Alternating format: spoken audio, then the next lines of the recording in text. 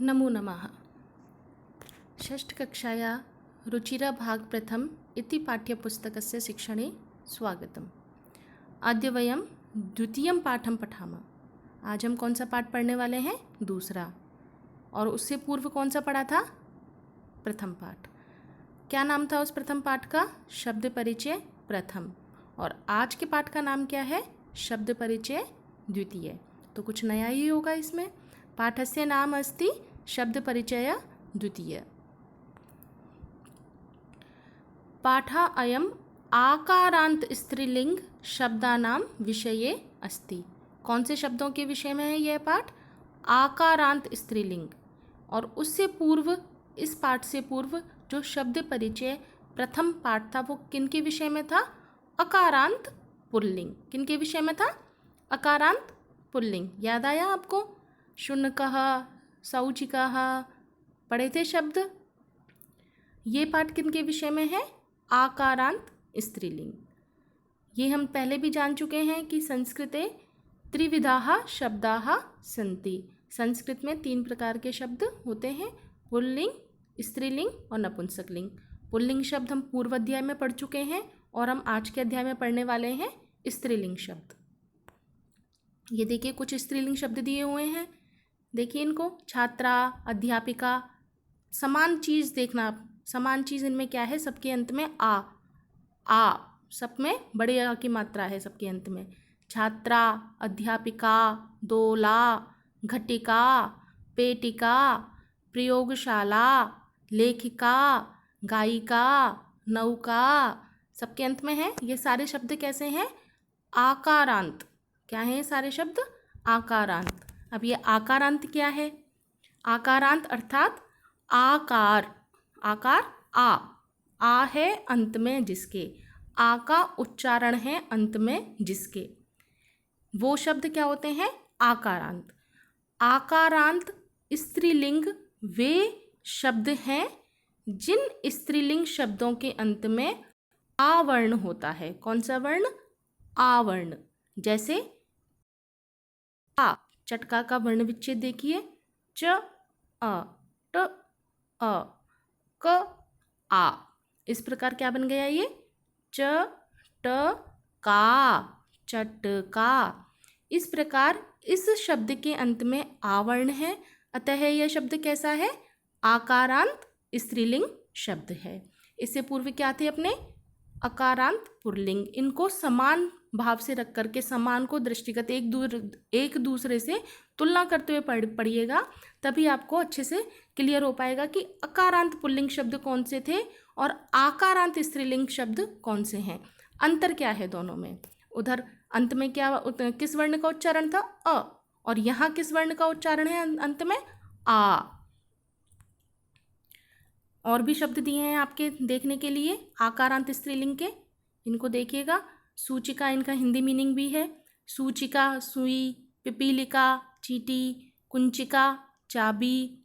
संस्कृत नाम है इनके। द्विचक्रिका साइकिल, उत्पीठिका मेज, टेबल जो आपकी होती है। अग्निपेटिका माचिस, मापिका पैमाना, स्केल जिसको आप बोलते हो। ये आपके पाठ के अंश आ गए। वहाँ देखो पहली लाइन अगर आपको याद हो तो सबसे पहले हमने क्या पढ़ा था?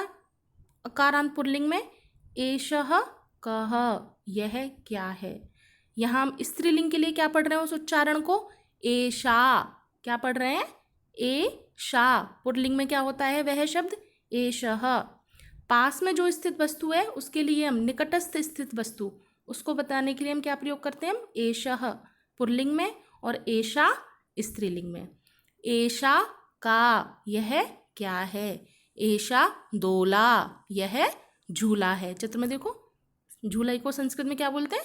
दोला। दोला कुत्र अस्ति, झूला कहाँ है? दोला उपवने अस्ति, झूला बगीचे में है। अब देखिए सा का, वह क्या है। यहाँ पे स्त्रीलिंग शब्द जो दूर स्थित वस्तुएं हैं हमसे, उनके लिए संबोधन के लिए हम सा। कौन सी वस्तुएं? आकारांत स्त्रीलिंग। आकारांत स्त्रीलिंग की दूर स्थित के लिए हम कौन से शब्द का उपयोग करते हैं? सा। और पुल्लिंग के लिए सः। सा का वह क्या है, सा घटिका वह घड़ी है। क्या है यह, घड़ी। घड़ी को क्या कहते हैं संस्कृत में, घटिका। अब यहाँ स्त्रीलिंग शब्द अपने कौन कौन से देखे, सा और दूसरा शब्द कौन सा देखा, घटिका।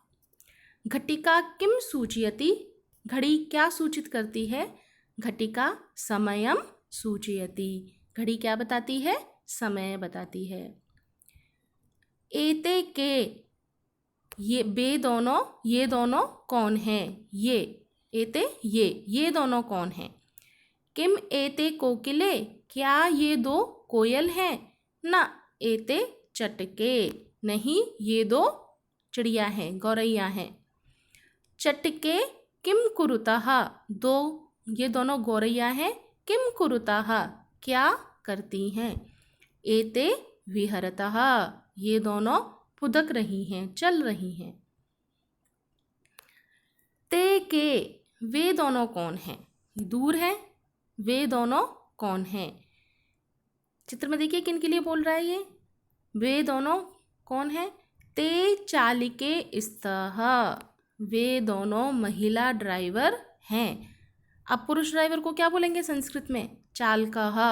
अब ये दो हैं, द्विवचन में हैं, दो हैं, तो इनको हम बोल रहे हैं चालिके।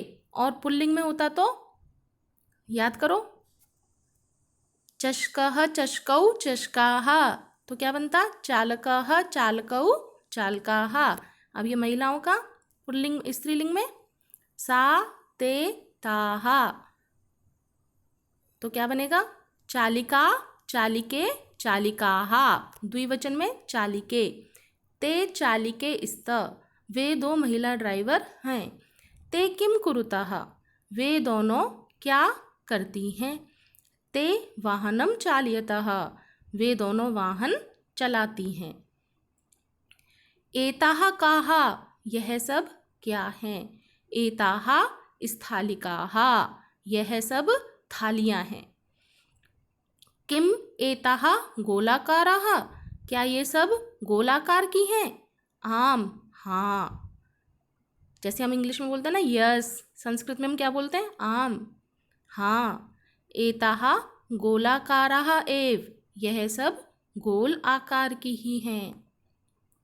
ताः काः, वे सब क्या हैं, क्या हैं ये सब, बकरियाँ। क्या बोलेंगे संस्कृत में बकरियों को, अजाहा। बहुत सारी है ना, दो से ज़्यादा हैं, बहुवचन है। ताः अजाहा, वे सब बकरियाँ हैं। ताः किम कुर्वन्ति, वे सब क्या करती हैं। ताः चरन्ति, वे सब चरती हैं। अब देख लीजिए, ये आपके दोनों का, अकारांत पुल्लिंग का और आकारांत स्त्रीलिंग का, दोनों का तुलनात्मक अध्ययन है। समान चीज़ें क्या हैं, दूरस्थ वस्तु को बताने के लिए तद, वह, जिसको हम इंग्लिश में क्या बोलते हैं, दैट शब्द का प्रयोग करते हैं। पुल्लिंग में वे शब्द कौन से हैं, एक वचन में सह, द्विवचन में तौ और बहुवचन में ते। स्त्रीलिंग में वे शब्द कौन से हैं, सा ते ताः। सा एक वचन में, ते द्विवचन में और ताः बहुवचन में। अब इनके साथ में रूप क्या बनेगा, जो धातु रहेगी बर्व, जिसको आप इंग्लिश में बर्व बोलते हो, जो क्रिया रहेगी, क्रिया के अंत में प्रत्यय लगने हैं, ती तः अंति। एक वचन में ती, द्विवचन में तः और बहुवचन में अंति। जैसे खाना की क्रिया है खादती, पढ़ने की क्रिया है पठती, दौड़ने की क्रिया है धावती। जैसे सह धावती, तौ धावताः, ते धावन्ति। सह पठति, तौ पठतः, ते पठन्ति। ऐसे स्त्रीलिंग के लिए क्रिया रूप समान रहेंगे, धातु रूप समान रहेंगे तीनों लिंगों के लिए। सा पठति, ते पठतः, ताः पठन्ति।